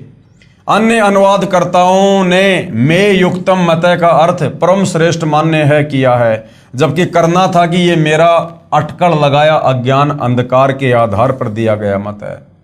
क्योंकि यथार्थ ज्ञान के विषय में किसी तत्वदर्शी संत से जानने को कहा है गीता अध्याय 4 श्लोक 34 में। वास्तविक अनुवाद गीता अध्याय 6 श्लोक 47 का। अब गीता अध्याय 6 श्लोक नंबर 47 का रियल में क्या अनुवाद है सतगुरु रामपाल जी ने किया है। अध्याय 6 श्लोक नंबर 47। योगिनाम अपि सर्वेषाम मदगतेन अंतरात्मना श्रद्धावान भजते ये माम स में युक्तम मतय। अनुवाद क्या है? मेरे द्वारा दिए भक्ति विचार जो अटकल लगाया हुआ उपरोक्त श्लोक 10 से 15 में वर्णित पूजा विधि जो मैंने अनुमान सा बताया है, पूर्ण ज्ञान नहीं है। क्योंकि सर्व साधकों में जो पूर्ण आस्था से सच्ची लगन से मेरे द्वारा दिए भक्ति मत के अनुसार मुझे भजता है, वह भी अज्ञान अंधकार से जन्म मरण स्वर्ग नरक वाली साधना में ही लीन है। ये मेरा विचार है। इसी का प्रमाण पवित्र गीता जी अध्याय 7 श्लोक नंबर 18 में तथा गीता अध्याय 5 श्लोक 29 तथा गीता अध्याय 6 श्लोक 15 में स्पष्ट है। इसलिए गीता अध्याय 18 श्लोक 62 में कहा है, किसने? गीता का ज्ञान देने वाले काल ने, ब्रह्म ने, कि हे भारत यानी हे अर्जुन, तू सर्व भाव से यानी और सारी भक्ति पूजा छोड़ के मेरी भी पूजा छोड़ दे। उस परमात्मा की शरण में जा, उसकी कृपया से ही तू परम शांति को तथा सनातन परम धाम अर्थात सतलोक को प्राप्त होगा। गीता अध्याय 15 श्लोक 4 में कहा है कि जब तुझे गीता अध्याय 4 श्लोक 34 में वर्णित तत्वदर्शी संत मिल जाए, उसके बाद उस परम पद परमेश्वर को भली भांति खोजना चाहिए, जिसमें गए हुए साधक फिर लौटकर इस संसार में नहीं आते, अर्थात जन्म मृत्यु से सदा के लिए मुक्त हो जाते हैं। जिस परमेश्वर ने संसार रूपी वृक्ष की रचना की है, मैं भी उसी आदि पुरुष परमेश्वर की शरण में हूं, उसी की भक्ति करनी चाहिए। जब गीता का ज्ञान देने वाला काल ब्रह्म अपने से अन्य उस आदि पुरुष परमेश्वर कबीर की भक्ति के लिए कह रहा है, तो भला फिर ये अपनी भक्ति को सर्वश्रेष्ठ कैसे बता सकता है? अपनी भक्ति को तो इसने गीता अध्याय 7 श्लोक 18 में अनुत्तमाम कहा, अति घटिया, कि मेरे ओम नाम का जाप करके तुम ब्रह्मलोक में जाओगे। और अध्याय 8 श्लोक 16 में फिर कहा है कि ब्रह्मलोक गया हुआ साधक भी वापस जन्म और मरण में है, पुनरावृत्ति में है। इसलिए ऑप्शन दे दिया कि भैया अगर परम शांति चाहिए, परम शांति का मतलब है जन्म और मरण से सदा सदा के लिए झंझट खत्म। उसके लिए तो किसी तत्वदर्शी संत की खोज कर, गीता अध्याय 4 श्लोक 34 में कह रहा है। गीता अध्याय 3 श्लोक 5 से 9 में भी गीता अध्याय 6 श्लोक 10 से 15 के ज्ञान को गलत सिद्ध किया है। अर्जुन ने पूछा, प्रभु मन को रोकना बहुत कठिन है। भगवान ने उत्तर दिया, अर्जुन मन को रोकना तो वायु को रोकने के समान है। फिर यह भी कहा है कि निसंदेह कोई भी व्यक्ति किसी भी समय क्षण मात्र भी कर्म किए बिना नहीं रहता। जो महापुरुष मनुष्य समस्त कर्म इंद्रियों को हठपूर्वक ऊपर से रोककर मन से कुछ न कुछ सोचता रहता है, इसलिए एक स्थान पर हठयोग करके न बैठकर सांसारिक कार्य करते करते कर्म योग साधना करना ही श्रेष्ठ है। ये दोगला ज्ञान दे रहा है, दो प्रकार का ज्ञान दे रहा है गीता ज्ञान दाता। एक तरफ तो कहता है कि तू आसन लगा के बैठ जा, इंद्रियों को रोक ले, चिंतन कर, ध्यान लगा, और फिर कह रहा कि मन को रोकना तो वायु को रोकने के समान है, और कह रहा अर्जुन तू युद्ध भी कर और मेरी भक्ति भी कर। तो ये दोगला ज्ञान दे रहा है गीता ज्ञान दाता, दोगला ज्ञान। कर्म न करने अर्थात हठ योग से एक स्थान पर बैठकर साधना करने की अपेक्षा कर्म करते करते साधना श्रेष्ठ है। एक स्थान पर बैठकर साधना करने से तेरा जीवन निर्वाह कैसे होगा? उधर तो कह रहा है कि तू मृगछाला बिछा, आसन ना ऊंचा हो ना नीचा हो, फिर ध्यान लगा, और यहां क्या कह रहा है, अगर तू कर्म नहीं करेगा तो तेरा जीवन निर्वाह कैसे होगा, तेरा पेट पोषण कैसे होगा, इसलिए तू कर्म भी कर और मेरी भक्ति भी कर। तो ये दोगला सा ज्ञान ये गीता ज्ञान दाता अर्जुन को दे रहा है भक्ति से भ्रमित करने के लिए। शास्त्र विधि त्याग कर साधना हठ योग एक आसन पर बैठकर करने से कर्म बंधन का कारण है। दूसरा, जो शास्त्र अनुकूल कर्म करते करते साधना करना ही श्रेष्ठ है, इसलिए सांसारिक कार्य करता हुआ साधना कर। गीता अध्याय 8 श्लोक 7 में कहा है कि युद्ध भी कर और मेरा स्मरण भी कर, इस प्रकार मुझे ही प्राप्त होगा। गीता अध्याय 7 श्लोक 18 में तथा अध्याय 18 श्लोक 62 में कहा है कि परंतु मेरी साधना से होने वाली गति यानी लाभ अति घटिया अनुतमाम है। कि अर्जुन, मुझ गीता ज्ञान दाता की अगर तू भक्ति करेगा, मेरे अनुसार भक्ति करेगा, तो तेरा मोक्ष नहीं है, मेरी भक्ति भी अनुतमाम यानी घटिया है। इसलिए उस परमेश्वर की शरण में जा जिसकी कृपा से तू परम शांति तथा शाश्वत स्थान यानी सतलोक को प्राप्त होगा। शाश्वत स्थान का मतलब है जो कभी भी विनाश में नहीं आता। उस परमेश्वर की भक्ति विधि तथा पूर्ण ज्ञान कौन बताएगा? वो तत्व ज्ञान किसी तत्वदर्शी संत की खोज करके उससे पूछ, मैं यानी गीता का ज्ञानदाता ब्रह्म यानी काल नहीं जानता। आगे फिर सवाल किया है भाई और बहनों, क्योंकि शंका समाधान का चैप्टर चल रहा है। गीता अध्याय 15 श्लोक 18 में कहा है कि मैं लोक में वेद में पुरुषोत्तम नाम से प्रसिद्ध हूं। इससे तो यही सिद्ध हुआ कि गीता ज्ञानदाता प्रभु ही सर्वशक्तिमान है, तथा गीता अध्याय 12 पूर्ण ही गीता ज्ञानदाता की ही महिमा कह रहा है। अब भाई और बहनों, ये अनुवादकर्ताओं की गलती है। जैसा यहां पर अनुवाद किया गया है ऐसा अनुवाद नहीं है। यथार्थ अनुवाद क्या है सतगुरु रामपाल जी ने बताया। उत्तर, गीता जी में गीता ज्ञानदाता प्रभु अपनी साधना तथा समर्थता भी कह रहा है, तथा साथ साथ उस पूर्ण परमात्मा की महिमा भी कह रहा है, तथा उस परमेश्वर की साधना के लिए तत्वदर्शी संत की ओर संकेत भी कर रहा है। गीता अध्याय 12 पूरा ब्रह्म यानी क्षर पुरुष काल की महिमा से परिपूर्ण है, तथा गीता अध्याय 13 सारा उस परमात्मा पूर्ण परमात्मा अर्थात आदि पुरुष परमेश्वर की महिमा से परिपूर्ण है। गीता अध्याय 15 श्लोक 1 से 4 तथा 16 से 17 में पूर्ण परमात्मा तथा परब्रह्म ब्रह्म आदि का निर्णय ज्ञान है। गीता अध्याय 15 श्लोक 16 में कहा है कि पृथ्वी तत्व से निर्मित लोक ब्रह्म के 21 ब्रह्मांड तथा परब्रह्म के 7 संग ब्रह्मांड पृथ्वी तत्व से बने होने के कारण एक लोक भी कहा जाता है। इसमें दो प्रभु हैं, एक क्षर पुरुष अर्थात ये ब्रह्म यानी काल, और दूसरा अक्षर पुरुष अर्थात ये परब्रह्म। गीता अध्याय 15 श्लोक नंबर 16 में यानी ये दो भगवान बताए गए हैं, ब्रह्म और परब्रह्म, क्षर पुरुष और अक्षर पुरुष। इन दोनों प्रभुओं के अंतर्गत जितने भी प्राणी हैं उनका तथा इन दोनों प्रभुओं के स्थूल शरीर तो नाशवान है तथा जीवात्मा अविनाशी कही गई है। गीता अध्याय 15 श्लोक 17 में फिर क्या कहा है कि वास्तव में पुरुषोत्तम अर्थात सर्वशक्तिमान परमेश्वर तो उपरोक्त दोनों भगवानों से अन्य है। यानी गीता अध्याय 15 श्लोक 16 में जो दो भगवान बताए गए हैं, क्षर पुरुष और अक्षर पुरुष, फिर गीता अध्याय 15 श्लोक नंबर 17 में कहा कि उत्तम पुरुष तु अन्य परमात्मा इति उदाहरते, यानी उन दोनों भगवानों से सर्वश्रेष्ठ भगवान पुरुषोत्तम तो कोई और ही है, जो तीनों लोकों में प्रवेश करके सबका धारण पोषण करता है। जो वास्तव में परमात्मा कहा जाता है, जो तीनों लोकों में प्रवेश करके सबका धारण पोषण करता है, वह वास्तव में अविनाशी परमेश्वर कहा जाता है। तो भैया जब ये क्षर पुरुष भी नाशवान, अक्षर पुरुष भी नाशवान, और इनके लोकों में जितने भी जीव प्राणी हैं इनके शरीर भी नाशवान, तो बताओ फिर मुक्ति कहां, मुक्ति कैसे फिर? गीता अध्याय 15 के ही श्लोक 18 में गीता ज्ञानदाता अक्षर पुरुष ब्रह्म अपनी स्थिति बताते हुए कह रहा है कि मुझे तो लोक वेद होता है दंत कथा, सुनी सुनाई कथा, शास्त्रों के विरुद्ध बातों के आधार से पुरुषोत्तम कहते हैं, क्योंकि मैं अपने 21 ब्रह्मांड में जितने भी प्राणी हैं वो सारे मेरे अधीन हैं। वे चाहे स्थूल शरीर में नाशवान हैं, चाहे आत्मा रूप में अविनाशी हैं, मैं उनमें उत्तम यानी श्रेष्ठ हूं। इसलिए मैं लोक वेद के आधार से, सुनी सुनाई बातों के आधार से पुरुषोत्तम प्रसिद्ध हूं।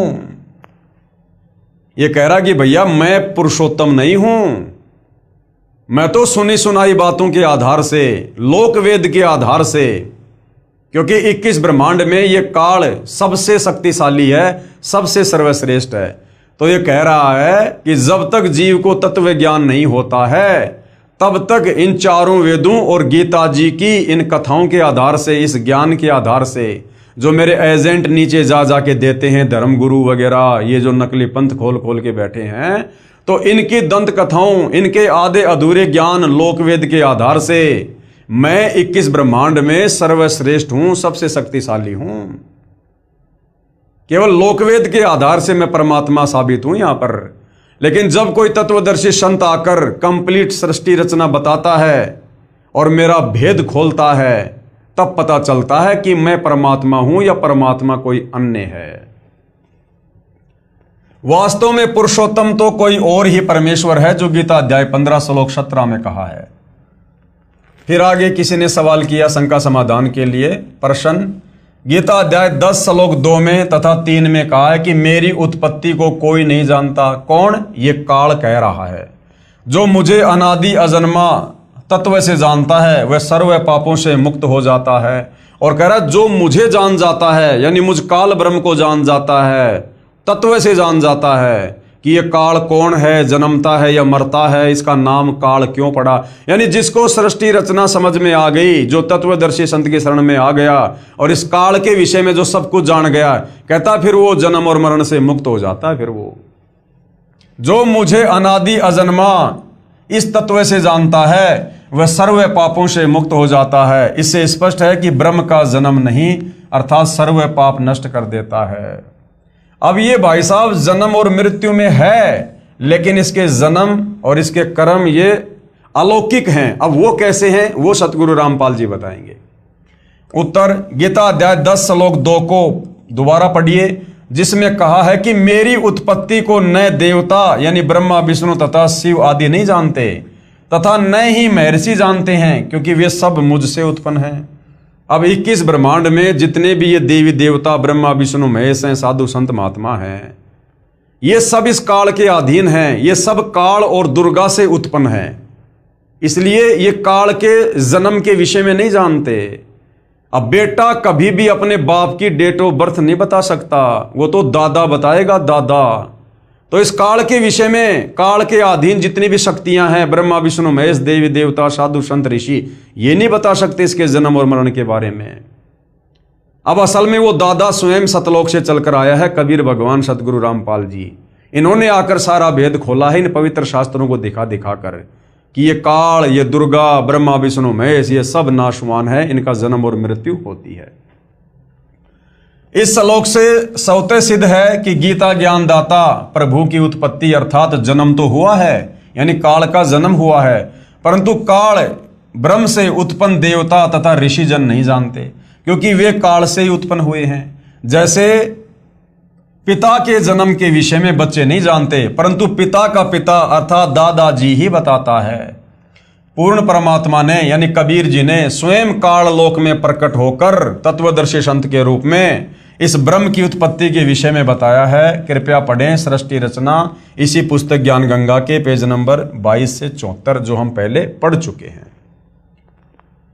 गीता जी अध्याय 10 श्लोक 3 का अनुवाद गलत किया है। जैसे गीता अध्याय 2 श्लोक 12 तथा अध्याय 4 श्लोक 5 में अपने आप को नाशवान तथा जन्म मृत्यु को बार बार प्राप्त होने वाला कह रहा है। कौन? गीता ज्ञानदाता काल ब्रह्म। तथा अध्याय 2 श्लोक 17 तथा अध्याय 8 श्लोक 3 8 से 10 तथा 20 व अध्याय 15 श्लोक 4 16 17 में अपने से अन्य किसी अन्य अविनाशी यानी जो कभी नहीं मरता, अपने से अन्य अविनाशी अनादि परमात्मा के विषय में कहा है कि अर्जुन तेरे और मेरे बहुत जन्म हो चुके हैं, आगे भी होंगे, तू नहीं जानता मैं जानता हूं। तो गीता अध्याय 2 श्लोक 12, अध्याय 4 श्लोक 5 और 9 में ये काल ब्रह्म गीता ज्ञानदाता अपनी जन्म और मृत्यु स्वीकार कर रहा है। इसलिए गीता अध्याय 10 श्लोक 3 में कहा है कि जो मनुष्यों में विद्वान अर्थात तत्वदर्शी संत मुझे तथा उस अनादि वास्तव में जन्म रहित सर्व लोकों के महेश्वर अर्थात परमेश्वर को तत्व से जानता है, वह तत्वदर्शी संत सत ज्ञान उच्चारण करता है, जिससे सत साधना करके पाप से मुक्त हो जाता है। इसी का प्रमाण गीता अध्याय 4 श्लोक 34 में भी है। अध्याय 10 श्लोक 2, न मे विदु सुरगणा परभवम न महर्षे अहम आदि ही देवानाम महर्षिणाम च सर्वस्व। अनुवाद क्या है? मेरी उत्पत्ति को कौन कह रहा है? गीता ज्ञानदाता काल ब्रह्म कि मेरी उत्पत्ति को यानी मेरे जन्म को न देवता लोग जानते हैं, क्योंकि देवता भी काल और दुर्गा से उत्पन्न हुए हैं, और न ये महर्षि जन ही जानते हैं। ये महर्षि साधु संत महात्मा गोरखनाथ जैसे, मनु जैसे, ये भी काल और दुर्गा से उत्पन्न हुए हैं, क्योंकि मैं सब प्रकार से देवताओं का और महर्षियों का भी आदि अर्थात उत्पत्ति का कारण हूं। तो बाप की जन्म तिथि को बेटा या बेटी नहीं बता सकते, दादा बता सकता है कि तेरे बाप का जन्म कब हुआ था। तो वो दादा सारी सृष्टि का मालिक कबीर भगवान है, और उस कबीर भगवान ने चारों युगों में आके बताया, और आज वर्तमान में सतगुरु रामपाल जी के नाम से आकर सन 1994 में से इन्हीं शास्त्रों को दिखा दिखा के बता रहे हैं कि ये काल ये जन्मता है, ये मरता है, और ये अविनाशी नहीं है, और इसकी साधना से मुक्ति नहीं है। अध्याय 10 श्लोक 3, ये माम अजम अनादिम च वेति लोक महेश्वरम असम्मुड स मृत्युषु सर्व पापे परमुच्यते। अनुवाद किया गुरुदेव ने, जो विद्वान व्यक्ति मुझको तथा सदा रहने वाले अर्थात पुरातन जन्म न लेने वाले सर्व लोकों के महान ईश्वर अर्थात सर्वोच्च परमेश्वर को यानी कबीर जी को जानता है, वह शास्त्रों को सही जानने वाला अर्थात वेदों के अनुसार ज्ञान रखने वाला अर्थात तत्वदर्शी विद्वान संपूर्ण पापों को विस्तृत वर्णन के साथ कहता है, अर्थात वही सृष्टि ज्ञान व कर्मों का सही वर्णन करता है, अर्थात अज्ञान से पूर्ण रूप से मुक्त कर देता है, जिस कारण तत्वदर्शी संत द्वारा बताई गई वास्तविक साधना के आधार पर भक्ति करने वाले के सर्व पाप नष्ट हो जाते हैं। तो भाई और बहनों, कितना बढ़िया निर्णायक ज्ञान इस पवित्र ग्रंथ गीता जी में दिया हुआ है, लेकिन हमारे नादान धर्म गुरु तत्व ज्ञान के अभाव से इस सदग्रंथ को नहीं समझ पाए। अब गीता ज्ञान दाता ये ब्रह्म काल की उत्पत्ति का संकेत है। अध्याय 10 के श्लोक 2 में कहा है कि अर्जुन मेरी उत्पत्ति अर्थात जन्म को न तो देवता जानते हैं और न ही महर्षि जन जानते हैं, क्योंकि ये सब मेरे से पैदा हुए हैं। इससे स्वयं सिद्ध है कि ब्रह्म अर्थात काल की उत्पत्ति तो हुई है, परंतु देवता व ऋषि नहीं जानते। जैसे पिताजी की उत्पत्ति को बच्चे नहीं बता सकते, परंतु दादाजी जानता है। इसी प्रकार 21 ब्रह्मांड में सर्वदेव ऋषि आदि ज्योति निरंजन यानी काल ब्रह्म यानी और ये प्रकृति दुर्गा के संयोग से उत्पन्न हुए हैं। इसलिए कह रहा है कि मेरी उत्पत्ति को 21 ब्रह्मांडों में कोई नहीं जानता। कौन? जो इसके 21 ब्रह्मांडों में इसके अधीन हैं, ब्रह्मा विष्णु महेश से लेकर देवी देवता। कहते मेरी उत्पत्ति को ये लोग नहीं जानते। क्योंकि ब्रह्म यानी काल की उत्पत्ति परम अक्षर ब्रह्म यानी पूर्ण ब्रह्म से हुई है। कबीर परमात्मा ने सतलोक में अंडे से इस ज्योति निरंजन काल की उत्पत्ति की है, जिसका गीता जी के अध्याय 3 के श्लोक 14 और 15 में ब्रह्म की उत्पत्ति यानी काल की उत्पत्ति का प्रत्यक्ष प्रमाण है।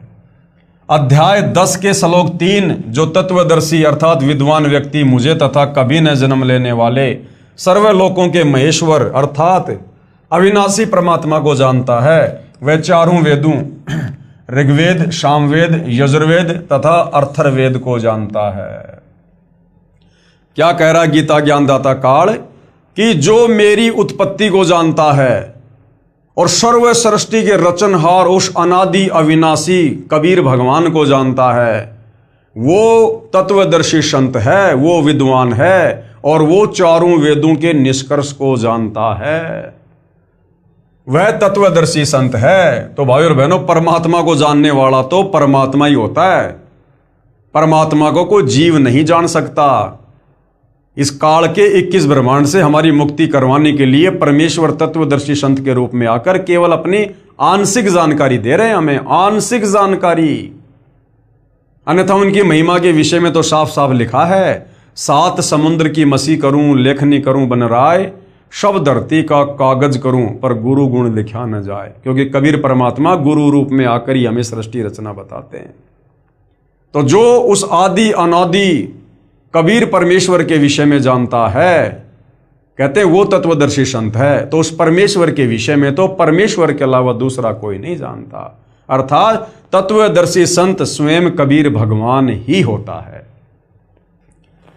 उसके द्वारा बताए भक्ति मार्ग से साधना करने से सर्व पाप नष्ट हो जाते हैं। गीता जी के अध्याय 15 के श्लोक 16, 17, 18 में वर्णन है कि पूर्ण परमात्मा अविनाशी तो अन्य ही है, जो तीनों लोकों में प्रवेश करके सबका धारण पोषण करता है। खुद ये काल कह रहा है, मुझ काल को तो केवल इसलिए पुरुषोत्तम कहते हैं, यानी भगवानों का भगवान कहते हैं, क्योंकि मैं 21 ब्रह्मांडों में मेरे अधीन स्थूल शरीर में नाशवान प्राणियों तथा अविनाशी जीवात्मा से उत्पन्न हूं। इसलिए मुझे लोक वेद अर्थात दंत कथाओं के आधार से पुरुषोत्तम कहा है, परंतु वास्तव में मैं अविनाशी या पालन करता नहीं हूं। क्योंकि संसार रूपी पेड़ को पोषण कहां से मिल रहा है? जड़ से मिल रहा है। और जड़ कौन है? कबीर परमेश्वर। गीता जी के अध्याय 3 के श्लोक 14-15 में कहा है कि सर्व जीव अन्न से उत्पन्न होते हैं, अन्न वर्षा से होता है, वर्षा यज्ञ से होती है और यज्ञ शुभ कर्मों से, और कर्म ब्रह्म से उत्पन्न हुए, ब्रह्म अविनाशी परमात्मा से उत्पन्न हुआ। अंडे से परमात्मा ने इसको सतलोक में उत्पन्न किया था। वही अविनाशी सर्वव्यापक परमात्मा ही, यानी वो कबीर भगवान ही यज्ञों में प्रतिष्ठित है, अर्थात पूजने योग्य है, यज्ञों में पूज्य है। वही यज्ञों का फल भी देता है, अर्थात वास्तव में अधियज्ञ भी वही है। फिर गीता जी के अध्याय 10 के श्लोक नंबर 2 में कहा है कि मेरी उत्पत्ति, कौन कह रहा है? ये काल कह रहा है कि मेरी उत्पत्ति को कोई नहीं जानता है। कौन नहीं जानता? जो 21 ब्रह्मांड में इसके अधीन है। इससे सिद्ध है कि काल ब्रह्म भी उत्पन्न हुआ है। इसलिए यह कहीं पर आकार में भी है, नहीं तो कृष्ण जी तो अर्जुन के सामने ही खड़े थे। वे तो कह ही नहीं सकते कि मैं अनादि और अजन्मा हूं। वो तो भाई देवकी के गर्भ से जन्म लेके आए थे। गीता ज्ञान देते समय उसमें प्रवेश करके काल कह रहा कि मैं अजन्मा हूं। अगर श्री कृष्ण जी बोल रहे होते तो वो तो देवकी की गर्भ से जन्म लेके आए थे, वो कैसे कह देंगे कि मैं अजन्मा हूं?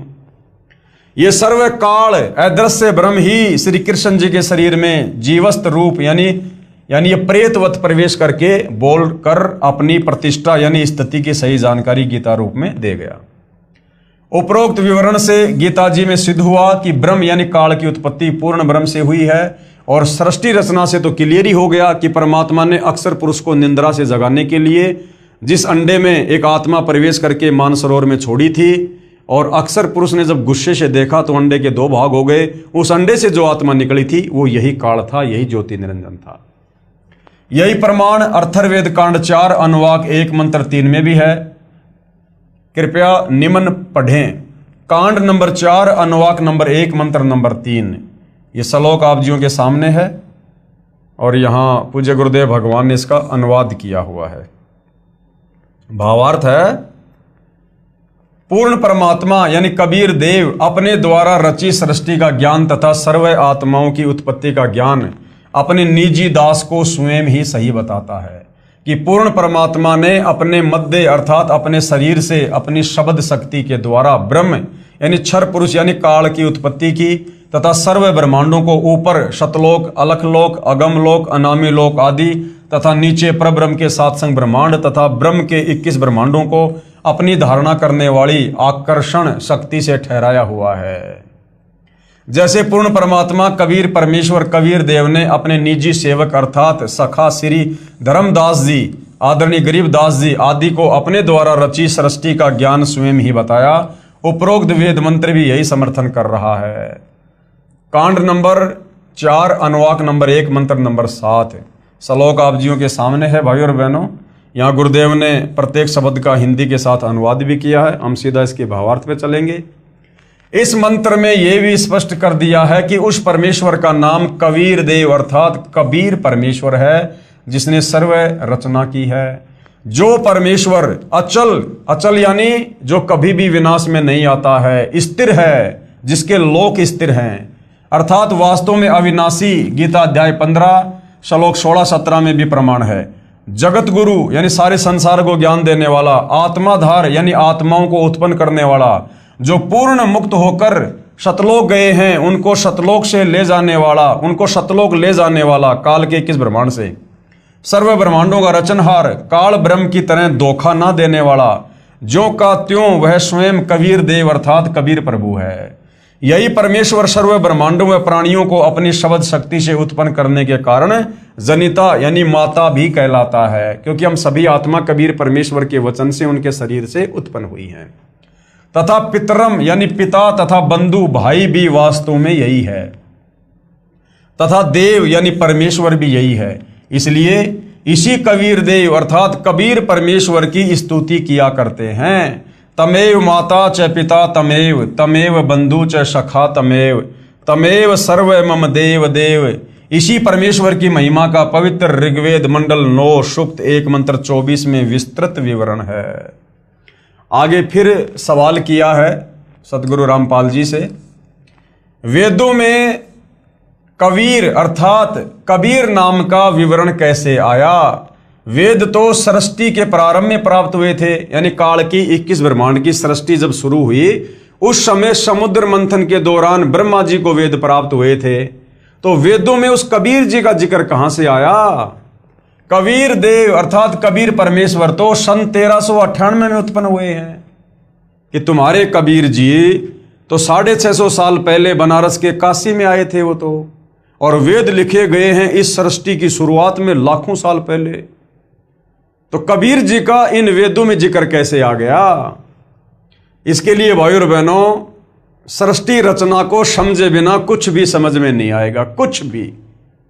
इसलिए गुरुदेव भगवान बार बार कहते हैं कि अगर अध्यात्म को समझना है, भक्ति मार्ग को समझना है, तो सृष्टि रचना भक्ति मार्ग की नींव है, मूल है।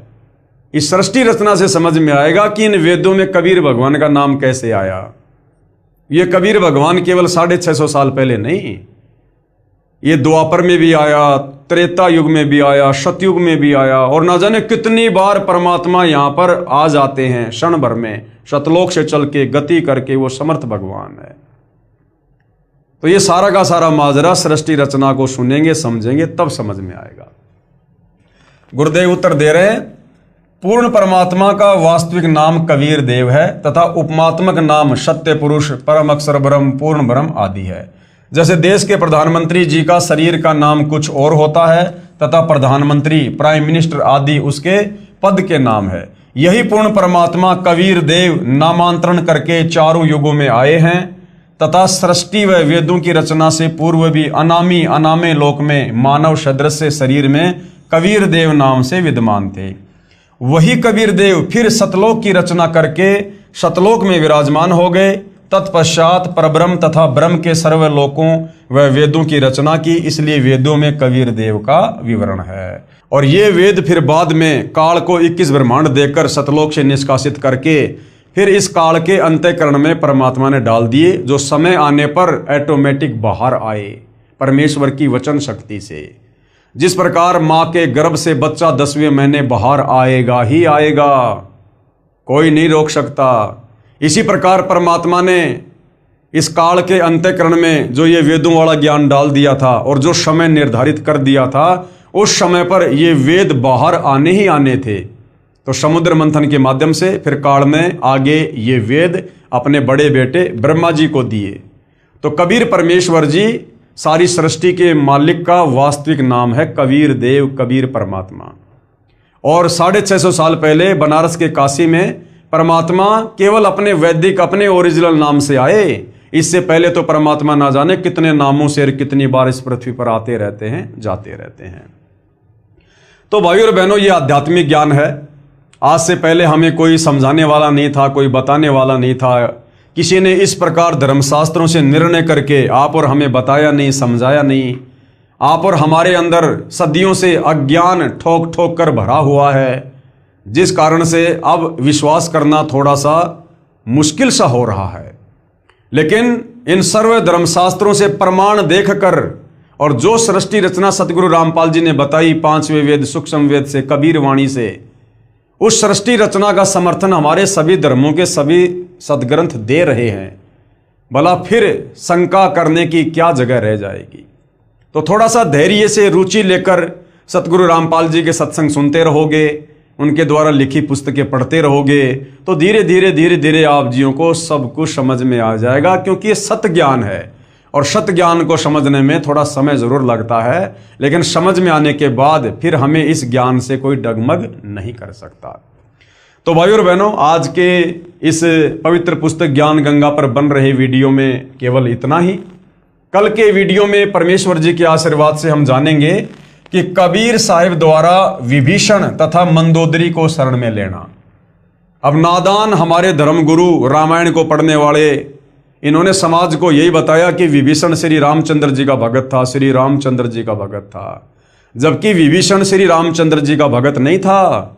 विभीषण को यही कबीर भगवान, कबीर देव त्रेता युग में जो मुनिंद्र ऋषि के नाम से आए थे, इन्होंने विभीषण को नाम दीक्षा दी थी और रावण की पत्नी मंदोदरी को भी दीक्षा देकर अपनी शिष्या बनाया था। तो भाइयों और बहनों, ये सत्यनारायण कथा है। आज से पहले हमने केवल ये झूठी कथाएं हमारे इन तत्व ज्ञानहीन धर्म गुरुओं के मुख कमल से सुनी है। इसलिए अब आप जब ये सत्य कथा सुनेंगे तब आपकी आत्मा को भी आनंद आएगा। हम ढेर सारे हम पुण्य के भी भागी बनेंगे और ये अमर कथा हमारे हृदय में इस प्रकार समा जाएगी कि फिर इसके बाद हमें और कुछ झूठ सुनने का मन नहीं करेगा। इसलिए भाइयों और बहनों, कल हम गुरुदेव भगवान के आशीर्वाद से इस टॉपिक पर आगे चर्चा करेंगे। तब तक गुरुदेव भगवान हम सबको आज्ञा दे, आशीर्वाद दे, सद्बुद्धि दे, हमारी आत्मा का कल्याण करे। बंदी छोड़ सतगुरु रामपाल जी परमेश्वर जी की जय हो।